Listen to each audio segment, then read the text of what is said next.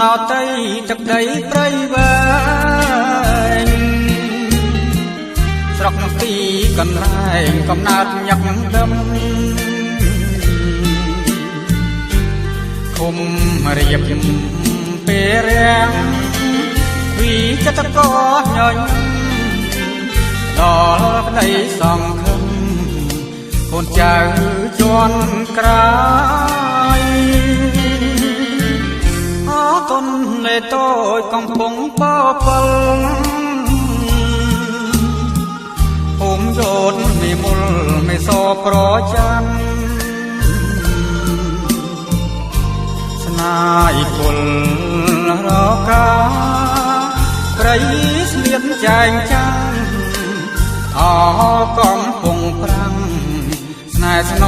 ងមេត្រីអភពនាងសៃ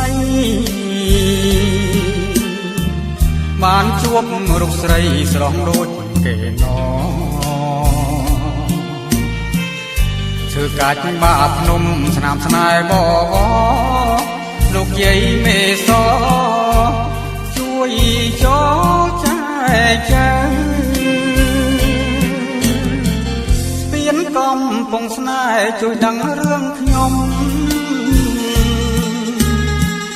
ចំឡងមាសមុំទទួលផ្កាស្លាបាយខុនចងដៃបើពីមេបាទៀតបិទខៀវខ្យាសាត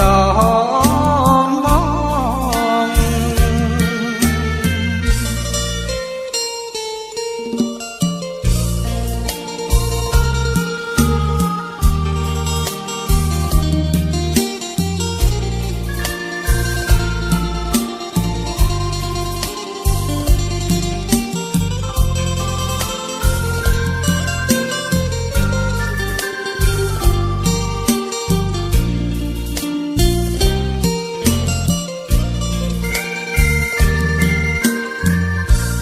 អ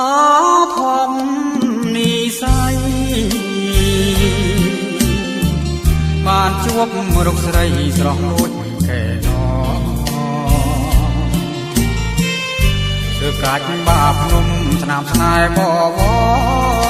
លោកយាយមេសជួយចោចែកចែងស្ពានកំពង់ស្នេហ៍ជួយដឹងរឿងខ្ញុំចំឡងមាសមុំទទួលការស្លាបាយខុនចងដៃបើ